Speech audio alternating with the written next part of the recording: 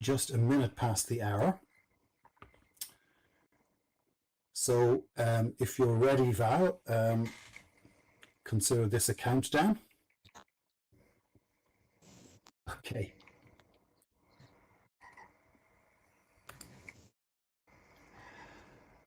Good morning, good afternoon, or good evening. No matter what your time zone in the natural world, you are welcome to the VWEC Eduverse Expert Speaker Series here in the VWEC Plaza. We like to mix things up a little, just to keep your interest. So in this edition, we have another one of the occasional panel discussion sessions. The topic today is building community, and 5 of the best community builders in Second Life are here to share some of their insights and experiences.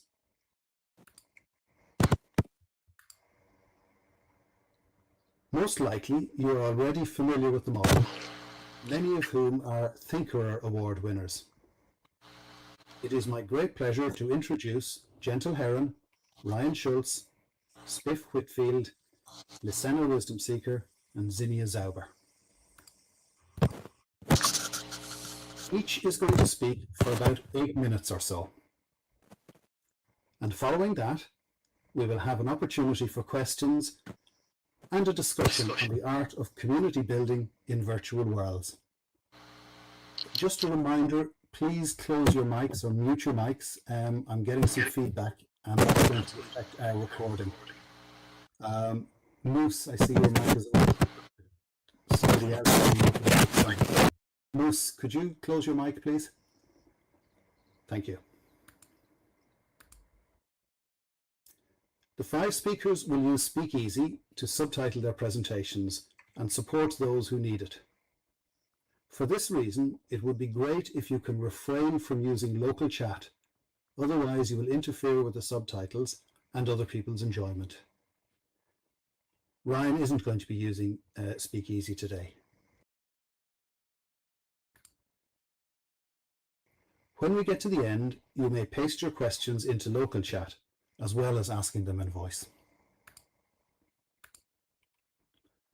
Our co-host, Meryl McBride, will transcribe the discussion as best she can.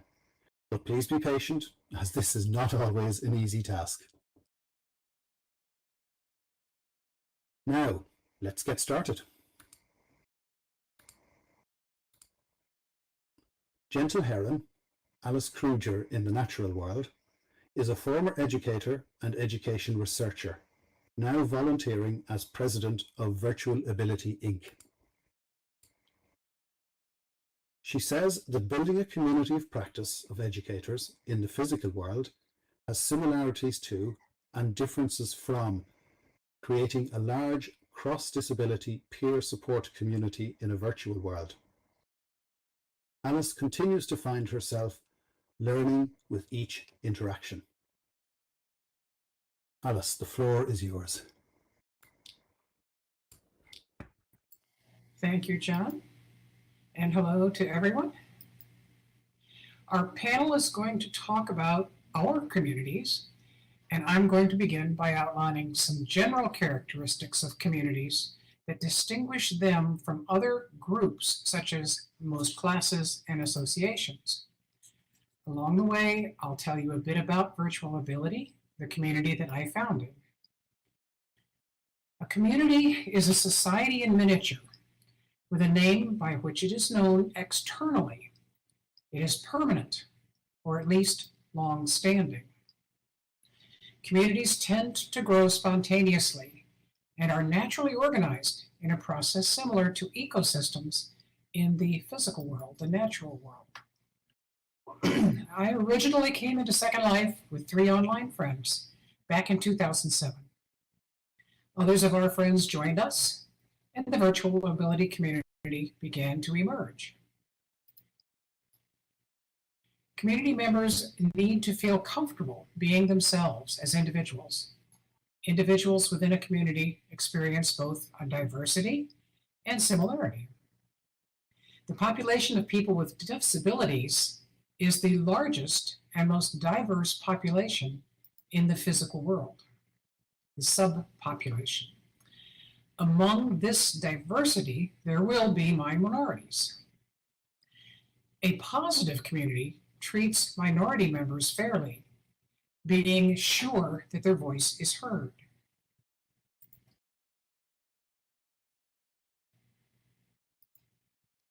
The similarities among community members lead to the development of a community sentiment, a sense of belonging together. Community members share common values. These values inform the community leaders' decisions with the goal of promoting community and individual happiness. Effective communication using various methods aids the achievement of community goals. The virtual ability community honors our diversity and strives to support all our members. This support enables us to work toward the goal of inclusion of people with disabilities in all aspects of both second and first life. One way we do this is by encouraging people who use assistive technology to learn how to use virtual worlds. So far, virtual ability hasn't found any type of disability that we were not able to somehow accommodate here. Communities have expectations of their members. These are often seen as obligations to the group. By prioritizing the well-being of all community members, the community encourages members to meet their obligations to the group. When someone asks to join virtual ability, our leaders pose two questions to them. First, what can the community do for you? And second, what can you do for the community? Members are motivated to meet their community obligations and work toward the community goals through promoted interactions that lead to genuine interpersonal connections. Some of the most popular virtual ability group activities are campfire chats and dances. Several community members lead activities such as field trips, games, contests, and educational sessions. We encourage our members to participate in as many Second Life communities as they are interested in, and most of our community members belong to multiple Second Life groups. Finally, communities have a heritage and traditions. These arise during the ongoing development of the community. Members are then reminded by the community leadership of the path the community has followed, as well as the way ahead. Virtual Ability holds a town hall annually, where the leadership reviews the previous year for the members and talks about the future. This reinforces our heritage and our vision as a community. So communities and community building are very similar in the physical and the virtual realms. You can learn more about the Virtual Ability community at our website. It's posted there, https://virtualability.org. I'm sure the other panelists will point to the community features I've mentioned as they talk about the communities they represent. Thank you. Thank you, Gentle. Ryan Schultz is a science and agriculture librarian at the University of Manitoba, who is working to set up a virtual reality lab for the university libraries. He also writes a popular blog about social VR, virtual worlds, and the metaverse at ryanschultz.com. Ryan, over to you. I hope everybody can hear me. My name is Ryan Schultz. I actually use my real life name because the avatar that I use in Second Life will change. I have a small army of alts that I use to illustrate fashion on my blog at ryanschultz.com. You probably know me best as Vanity Fair, who is my main avatar, and I am very happy to be here to speak to you today. I do apologize that I do not have speakeasy. My remarks are going to be off the cuff. And I actually, like Gentle, I started in Second Life in 2007. I actually got into it because somebody at one of my library committees mentioned it. We were talking about gamification of information literacy for undergraduate students, and somebody mentioned Second Life. And of course, I volunteered to look into it, and I went down the rabbit hole, and 16 years later, here I am. So I would like to talk about Second Life, community in Second Life, as well as community because of my blog and the associated Discord server. In terms of being in Second Life, I have been a bit of a lone wolf for many years, but about 3 years ago, after the pandemic started and we were in lockdown, I was hopping from club to club, and I came across a place called Bray's Blues Place. And it was a blues club, and I received such a warm welcome that I made it my regular hangout. And it was one of my fondest experiences of community in Second Life. Sometimes you need to hunt around a lot to find your tribe. And I loved Blues Place. I was a regular member. I showed up just about every day. Unfortunately, Bray decided to shut down her sim and her club and leave Second Life, which of course does happen. And but the relationship is such that I still communicate with her through the Discord server that she set up. And one of the things I wanted to mention was, in Second Life, sometimes we use external tools like Discord, and I am a member of many Second Life Discords. And many of you know me because I write a blog about social VR, virtual worlds, and the metaverse.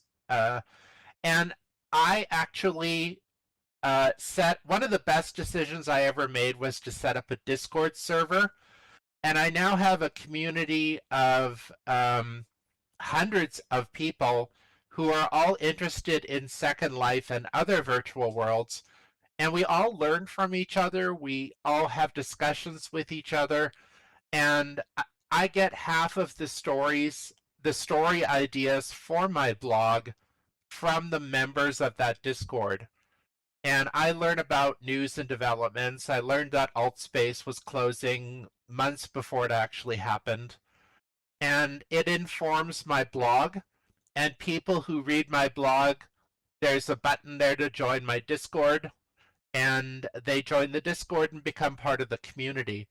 So community can take place in virtual worlds like Second Life. It can take place in communication forums like Discord. And I have learned that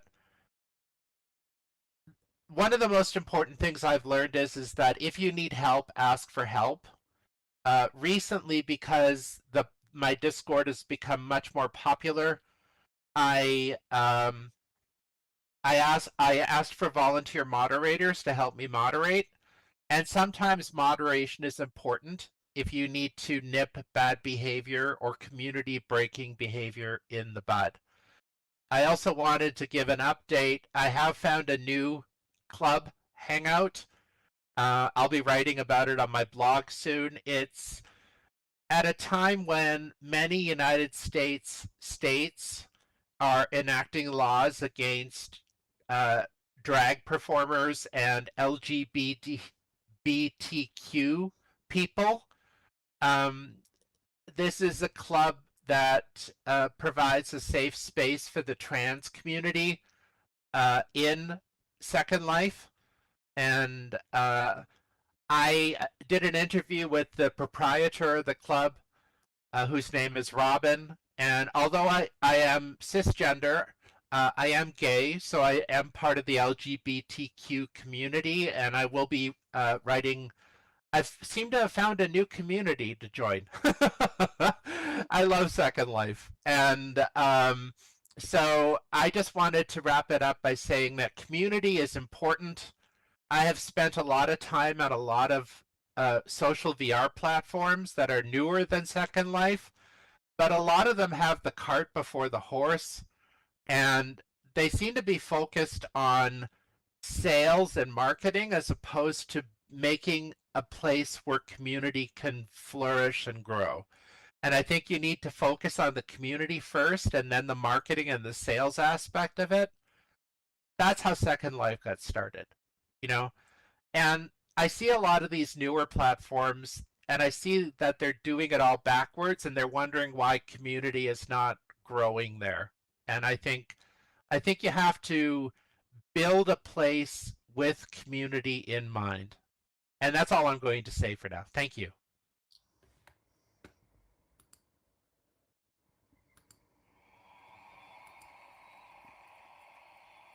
Thank you, Ryan. Spiff Whitfield, also known as Andrew Wheelock, is a technology integrator in Western New York, where he travels school districts giving support and guidance to teachers using technology.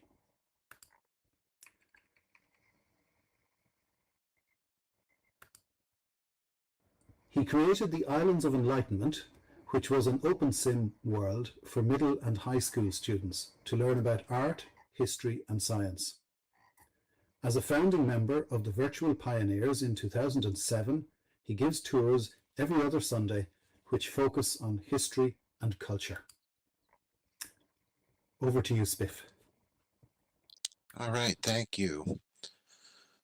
So I'm going to just put my speech here and text here. So the Virtual Pioneers began in 2007 with really a small group of educators from Western New York that was interested in using virtual worlds for education and specifically history. A lot of the original members were social studies teachers. We eventually started touring different sims on Sunday nights and began interacting with avatars and people from around the United States, where we're from, and eventually around the world. In just a briefest of history, we got our first space, for anyone who remembers this, Kathy Schrock's Lighthouse Learning Island. I'm a big fan of Kathy Schrock's. If you aren't familiar with her work, she's really one of the most innovative people. And I think I deleted her building a couple different times, and she was patient about putting it back in the early days. So that was a little sidebar, but I want to thank Kathy for that because it provided us a credible education space or force for our endeavors. We eventually moved to a couple different jumps to Black Bear Island in Maine, which sadly closed, and Edu Islands, we were also there. And then last year we've moved to Rockcliffe, where we are right now and enjoying the Eduverse. But I just want to say, you know, the kindness of all of our hosts has been so valuable and appreciated, and I think stands the testament of what can be done within community here, virtual environments. So our group, just so you know, and if you ever want to join us, it's free and open, and we offer tours every other Sunday night at 5 p.m. SL time that focus on history and culture. We also have special events such as costume parties. Those are always fun, historical costume parties. We have some holiday parties, and last year we had our first ever book club with readings and tours based around the book, The Diary of a Young Girl, Anne Frank. So we visited some powerful sims that connected with that book and also had readings and discussions. Getting more to the focus of today's panel, which is about community, and building community for us is really about communication and making people feel welcome when they come to our events. We communicate on Facebook, our website, Discord. I think we're even on Twitter with Zelda and SL, of course. We make sure our communication and events are well publicized. The next key for us is making sure that when people come to our events that they feel welcome and valued. And Serena and I kind of make sure that we touch base with every person that comes to an event, just say a quick hello and just see if anybody needs any help or support. So we feel that's an integral part to do. We also do our best to accommodate our tour guides and make sure we have voice if they want it and text provided as well. And lastly,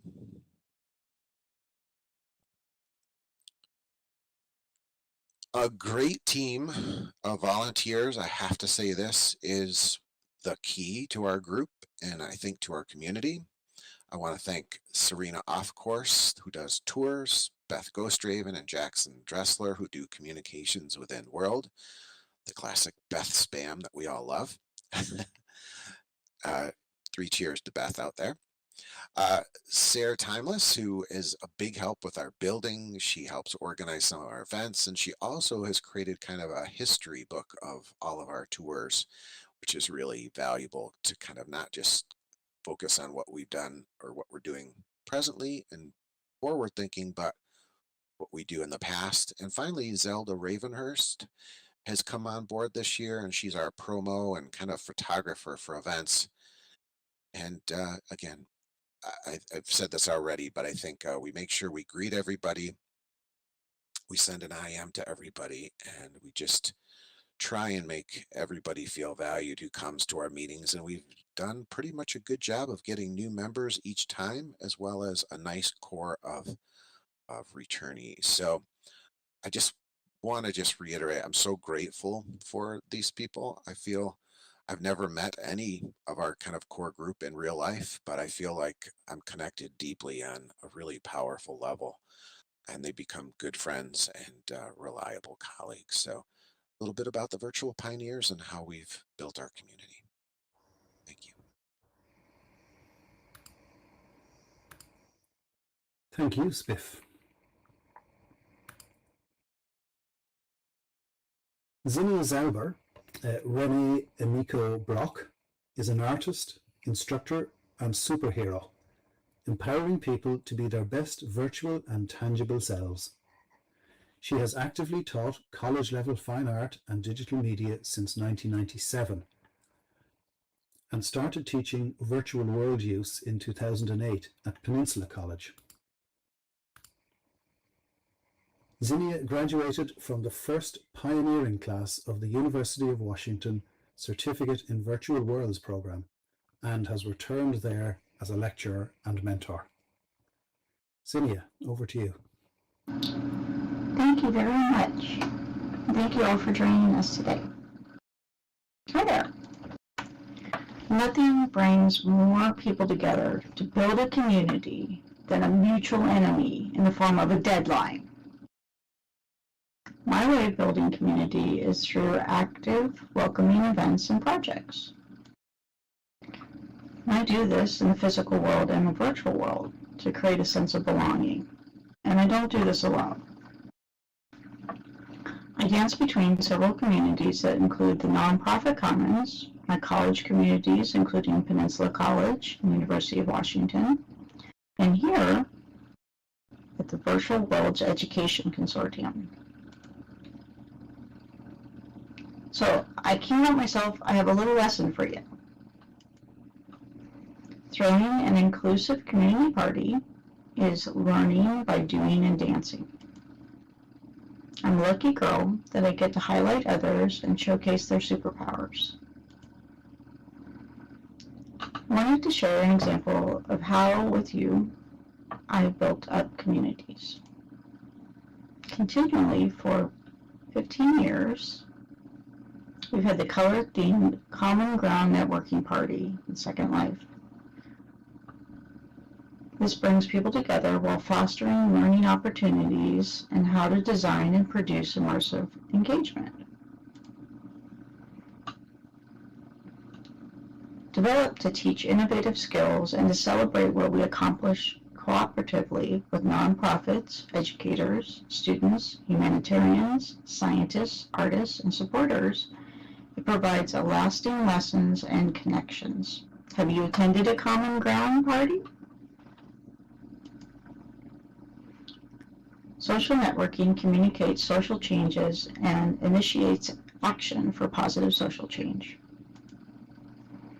Social networking validates Second Life's power to connect people to create cooperative support and encouraging participation, promotion, and positive results. How do we do that effectively? Dance. To develop active networking community events. People enter Second Life to obtain and experience an immersive environment with a sense of community, cooperation, connections, cohesiveness, and collaboration. I think you're hearing a lot about that today. We've had Common Ground Networking Party with a theme for dressing up, a chance to go shopping for a new outfit or dig into your inventory.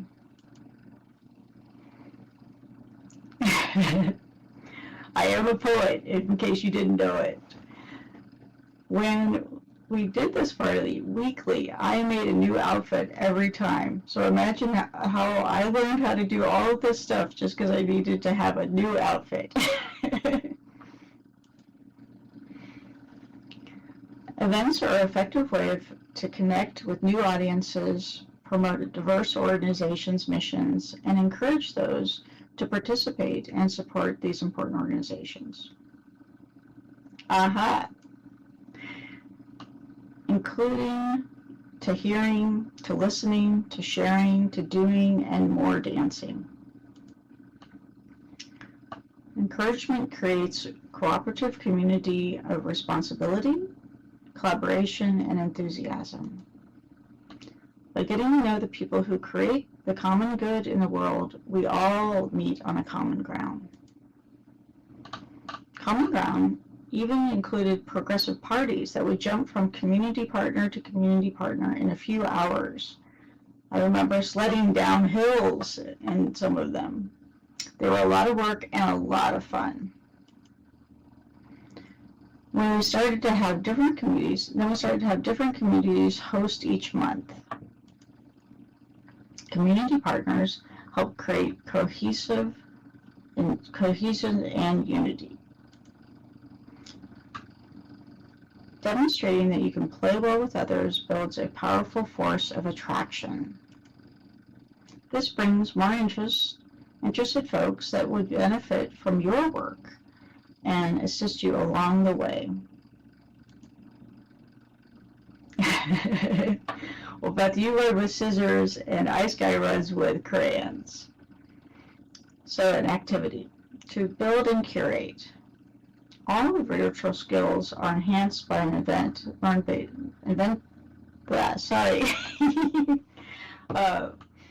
build and curate. All virtual skills are enhanced by event-based learning opportunities with a very firm deadline. Publicize. Learn how to write and deliver press releases, social media posts, and promote by doing an in-world event or out. Achieve equity. Advocate for community events to connect and celebrate expression and diversity. Dimensional experiences hit more places in our brains and bloom with better plans for the future. My students always express how working together in virtual places for them has created a level playing field to learn and seek new understanding of others. I always shout out that we must have unity to have community. Thank you.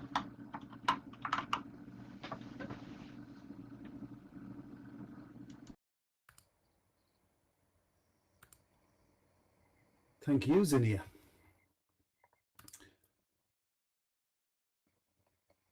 Lysenna Wisdom Seeker, Lynn Barrett in the Natural World, is the co-founder of the Ageless Mind Project, Inc.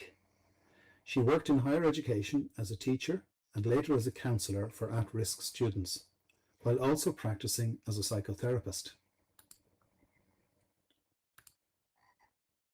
She established the Whole Brain Health Brain Training Program online in Second Life in 2013. Lynn and her husband of over 50 years present in-person programs, Music and Happiness, and the Ageless Mind Project. Liz, the floor is yours. Thanks, John. I'm still laughing over the 50 years. So when I was asked to join this panel on community, I actually hesitated. When I first founded Whole Brain Health, I thought of it as a project. As more people, to my surprise, joined with me, I deliberately decided to call it a collective rather than a community. Because although the WBH Collective members all belong to our land group, many also have regions, programs, groups, and homes of their own elsewhere. They have volunteered to offer a wide variety of hosted programs and discussions, self-guided activities, and other kinds of events on Inspiration Island, which I consider a public region. Our model is to offer parcels free of charge to volunteers and encourage them to create whatever kind of ambiance they feel they need, within a reasonable prim count, which is always to be discussed. The results can look a bit chaotic, with so many different sensibilities involved. But I think our volunteers feel much more connected to WBH because we accept their individual preferences.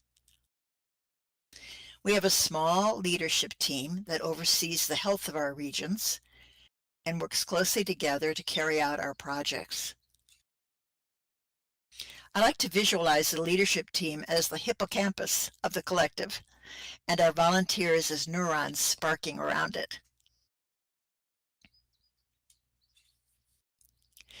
Whole Brain Health is the virtual home of our nonprofit Ageless Mind Project.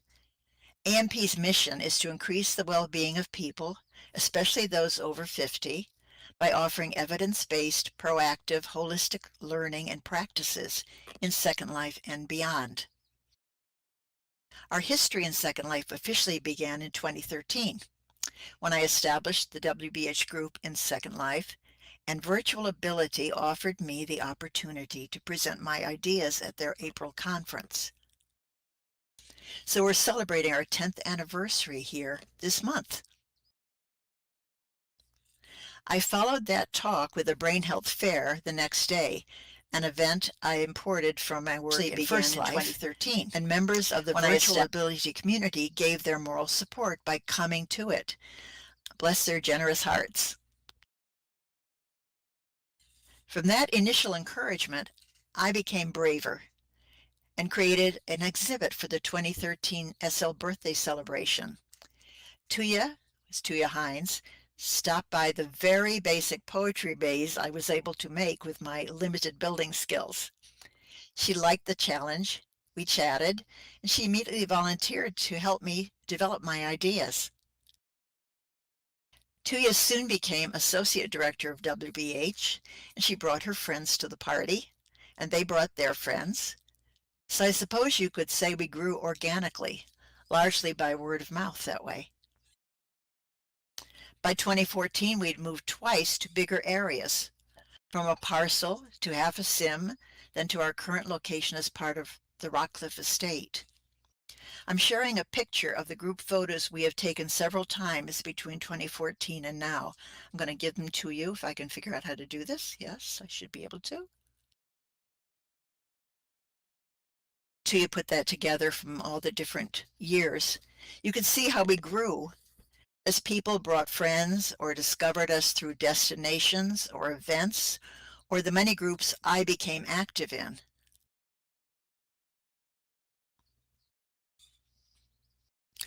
Our collective membership has been remarkably stable over time. However, in the last 2 years, we've lost several members through death, some of it quite unexpected. Creating our own memorial garden has been a sad experience for us. I guess you could call it part of the evolution over time of our group. What things bring us together and hold us together? It's a question I thought about. Many collective members are retired or close to retirement, so we share a common life phase and experience. We often attend each other's events, so we see each other quite regularly. Many of us have developed deeper friendships with each other over time, even outside of Second Life. And we welcome new people of all ages because the research tells us it's never too early or too late in life to learn how to increase well-being. Coming back to the theme of community building, I've thought a lot about this quite a bit. To me, WBH is part of a much greater entity that I consider our community too. The network of people and groups and organizations here that have supported us from the beginning. In fact, we came up with the idea of a conference on healthful aging because a colleague from Science Circle offered to speak to us about the science of aging. Once we reached out to others of you here, so many of you enthusiastically offered to actively participate in the conference that this simple idea has turned into a week-long event in mid-May. I guess I'm saying that community building in Second Life is not so difficult. I think it happens pretty naturally because so many of the people are drawn to virtual worlds, are naturally flexible, imaginative, tolerant of frustration and not knowing, and enjoy helping others. At least that has been my experience in Second Life. So thank you.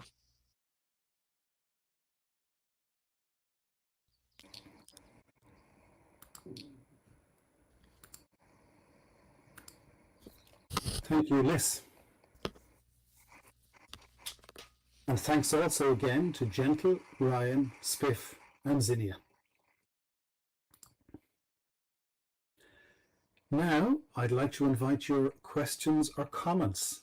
And maybe just to kickstart things off, I have a question for each of the members of the panel.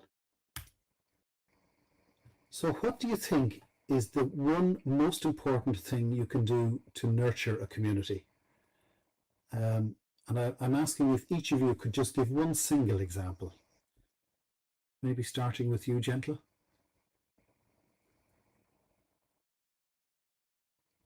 Oh gosh, I was typing my own question to Lucena. Sorry, Gentle. To nurture a community, it takes both a lot of hands-on work, as I'm sure all of the other community leaders here can attest to, but it also takes knowing when to keep your hands off and just let things happen. And that balance is a really tricky one. Yeah, I can imagine. Ryan, what do you think would be for you, what would be one of the most important things? I think one of the most important things that you can do to build a community and keep it healthy is to come up with a list of norms, behavioral expectations, as well as perhaps come up with some procedures for dealing with problems when they do come up. Excellent. Thank you, Ryan. Spiff? would you like to add anything?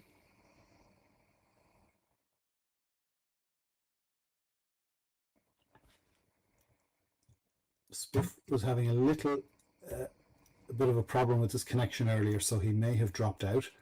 So I'm going to move on to Zinnia. Zinnia, what do you think? Once a person has experienced the community, I think it's important to ask people what they would like to contribute to the community and give them the opportunities to shine and show off. Interesting.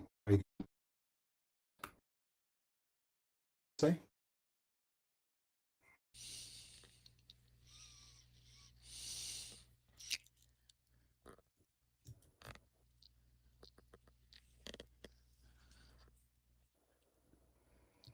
Lysena? I think a community is like a family in many ways, that we're all together, but everybody likes to feel visible. So paying attention to people in the group and connecting them, I think is a very important thing for people who lead a community. So four very broad, as you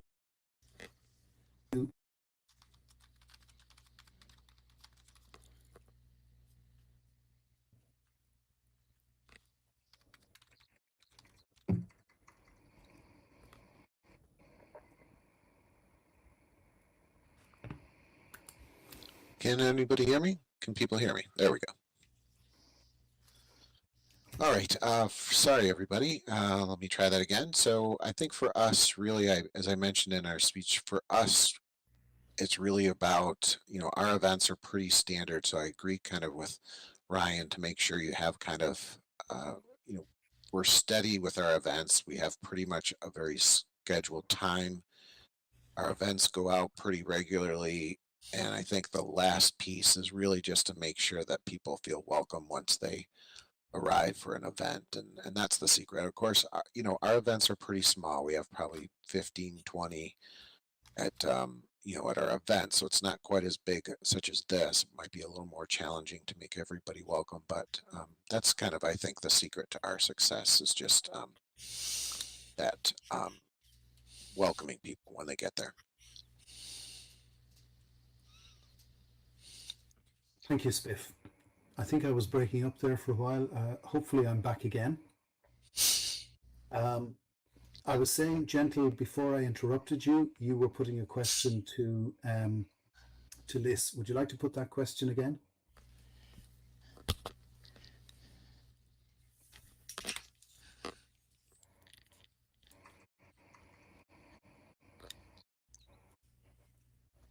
Nope. Maybe. She asked about, loss and. There we go. Yeah. Can you speak? Sorry, go ahead. Yeah, How can you make it more positive? Because memorials are sort of sad and they emphasize the loss. They don't emphasize the community. I'm not sure that's actually true. I mean, from my experience, really, with things here, people, when they come together to celebrate the person, we've had a memorial last summer for one of our members, and we're going to have another one as part of Nonprofit Commons, as you know, soon.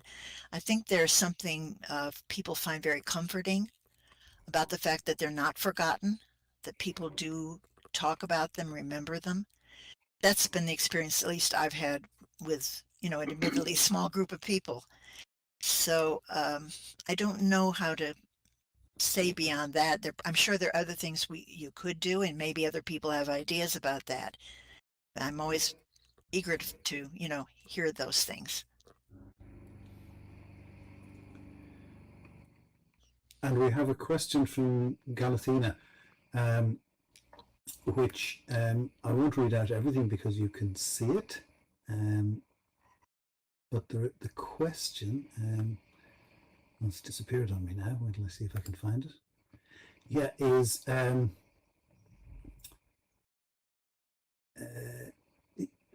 So what do you think about leaders in the community? I think that's the point really, that leaders are very important in communities. They tend to be the glue that keep communities together, and they're the people that others interact with. So what do you think about the position of leaders in the community, anyone?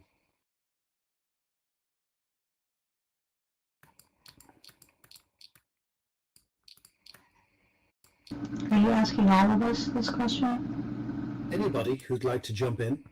Well, I would love to jump in. Jump away, Zinnia, great.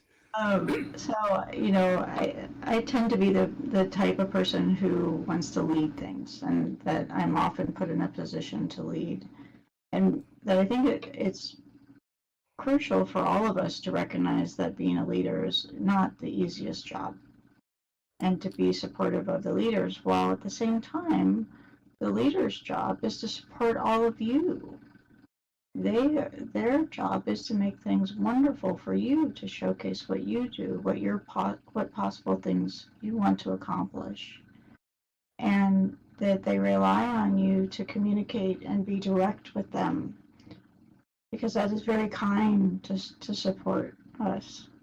And you're amongst many people who love to lead and love to cheerlead. So I think just having a kindness to those who lead, but also don't be shy around them, because they want to support you.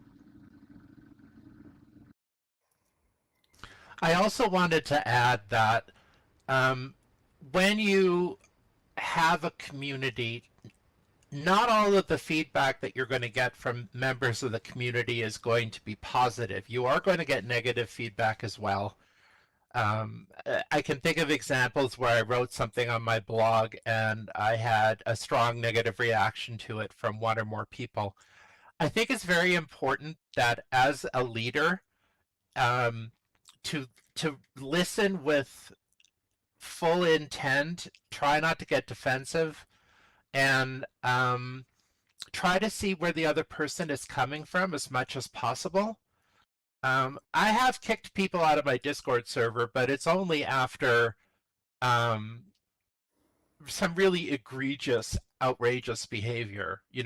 I tend to give people second and third chances, but at the same time, we do have a system in place with procedures. I have moderators, and that happens very infrequently. But at the same time, I do want people to know that there are consequences if they choose to break behavioral norms or they are causing stress in a community.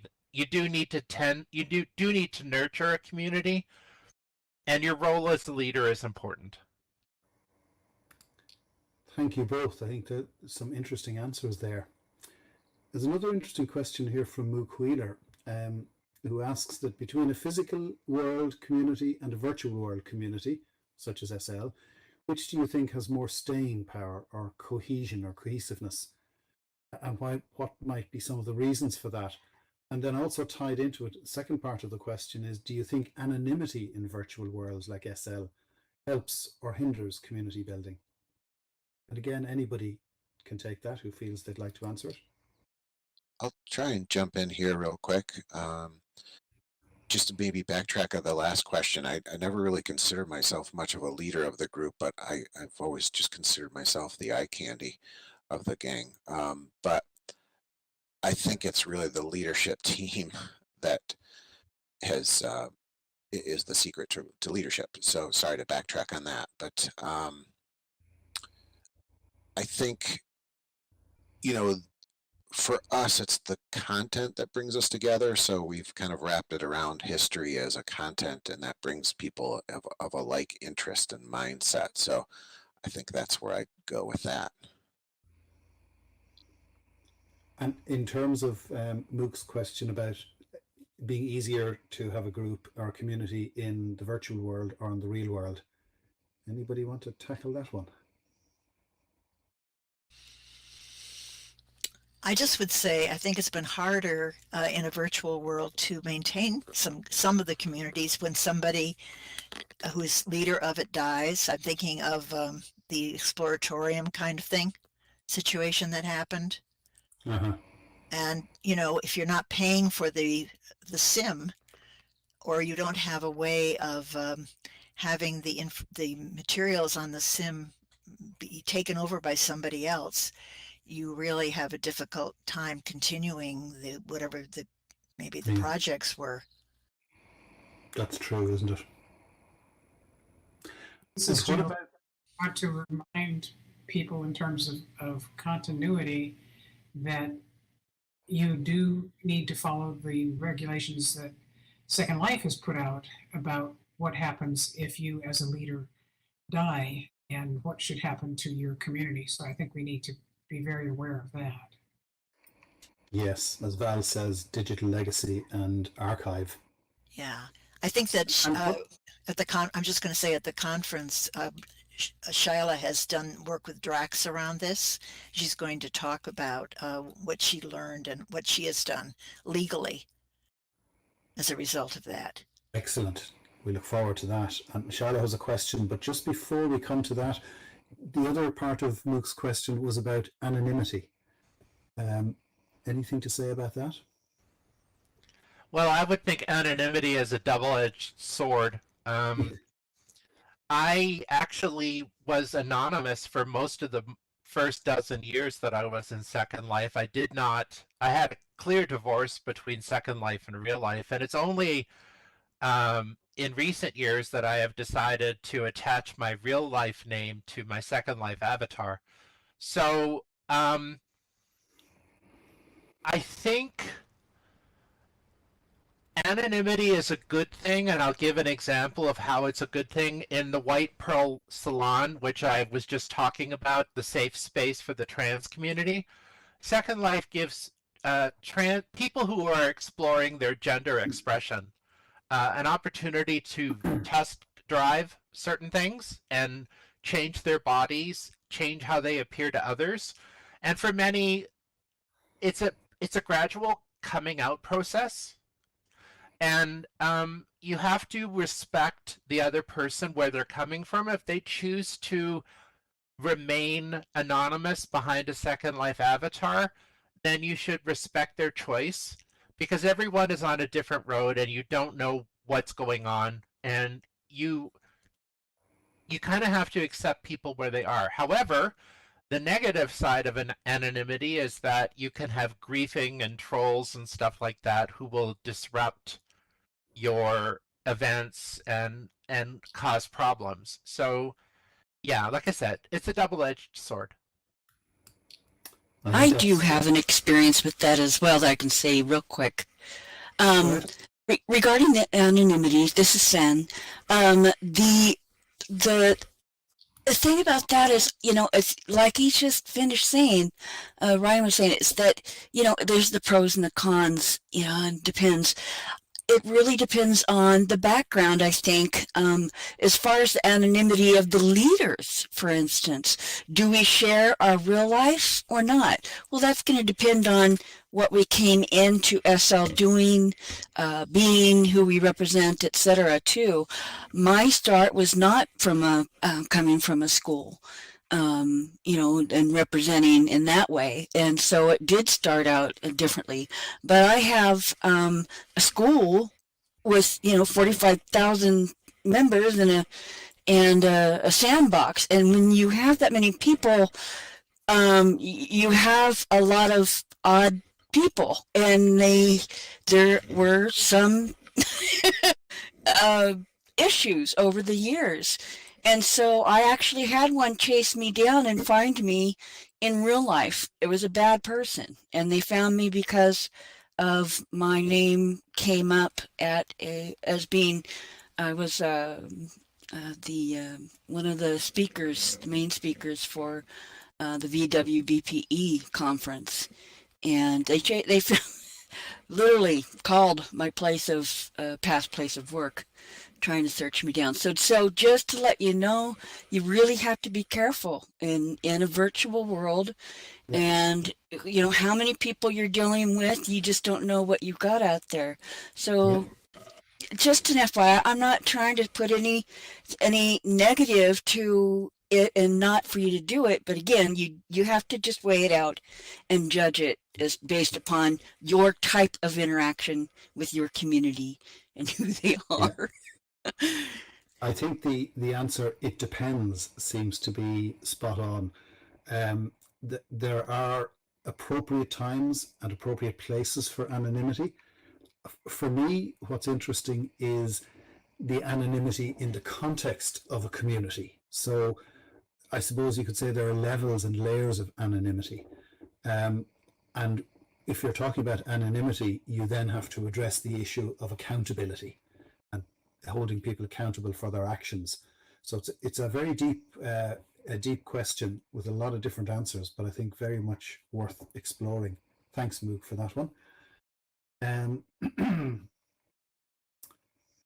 Did I miss out on some questions? I was engrossed in all of that, so I stopped looking at the... I just wanted to thank Sen for sharing her story. What happened to her is actually quite common in online communities, not just in Second Life.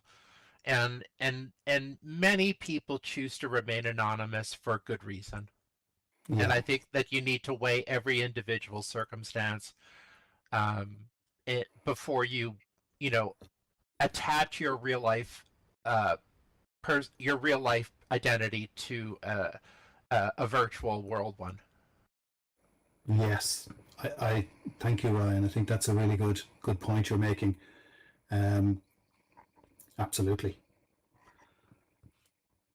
I had another question that was somewhat addressed, but I'm going to actually I had two questions. I'm going to take this one instead and see if. So how do you ensure everyone has the right to be heard in a large community? So we do have some large communities in Second Life. Oh, and okay, hold my question and let's go back to Eric's question. Eric, would you like to put your question again, please? I've lost the thread.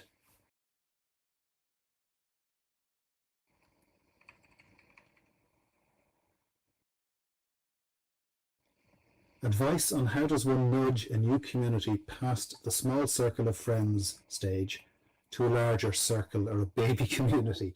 Very good question. Yeah, that kind of first big step change.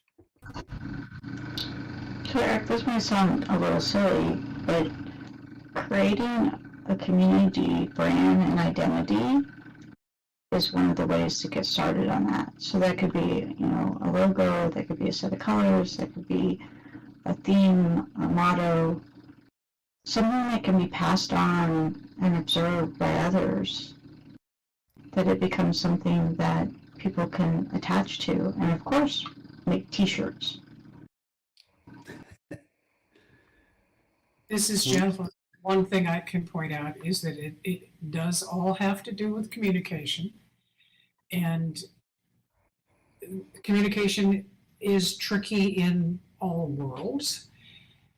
In Second Life, one of the ways that communities can talk about themselves that is not often used but is pretty effective is to be sure that people put information about the community in their profile, in their pics.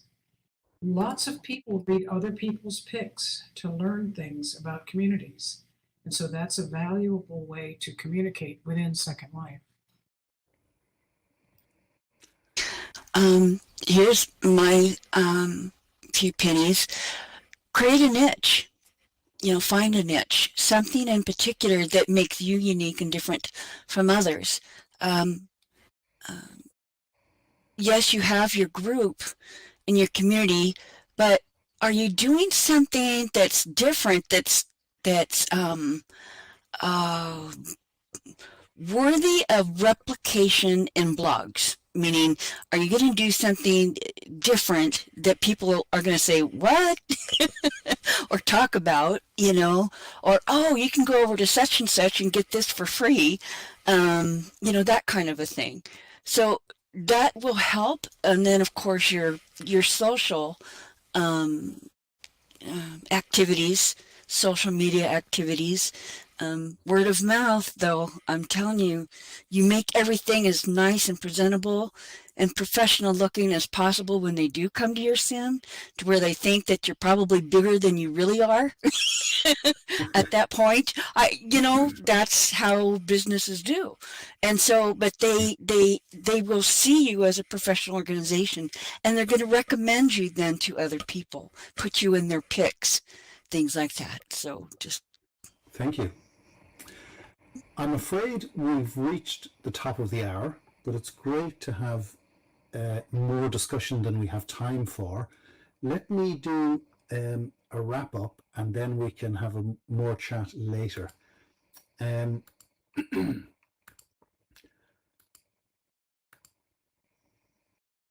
is time to wrap up the formal part of the event, but I would like to thank our 5 speakers very much indeed. Your insights are fascinating, and your generosity in sharing is very much appreciated. And I'd like to add you as an audience as well, who have generously shared some experiences. But please join me in applauding our panel.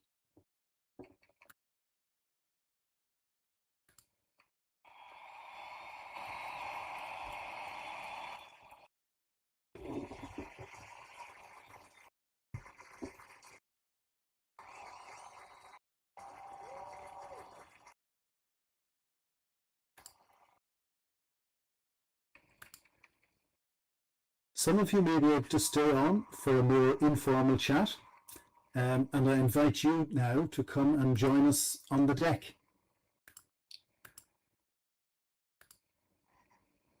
Thank you all very much.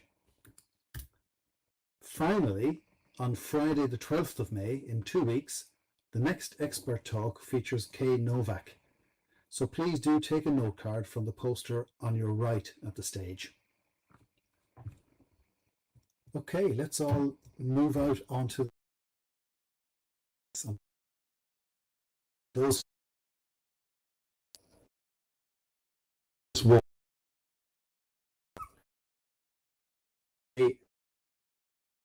Have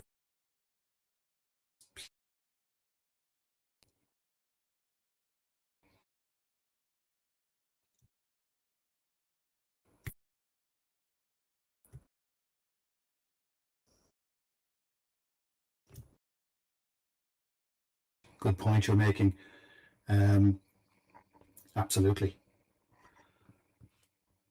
I had another question that was somewhat addressed, but I'm going to actually I have 2 questions. I'm going to take this one instead and see if. So, how do you ensure everyone has the right to be heard in a large community?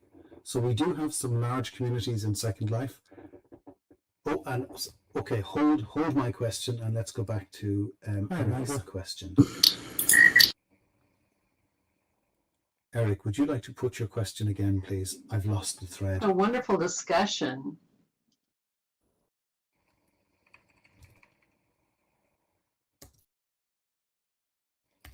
Advice on how does one nudge a new community? Yeah, it was a lot of fun. The small circle of friends So many stage, different topics we could have dug into. or a baby community. It's nice overview. It's interesting to hear about your other groups. Big step change.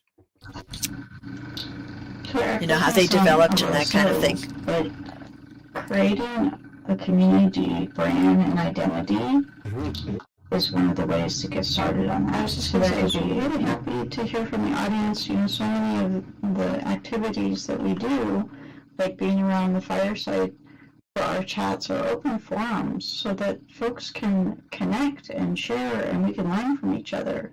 So this was fantastic. That's like my second home over there.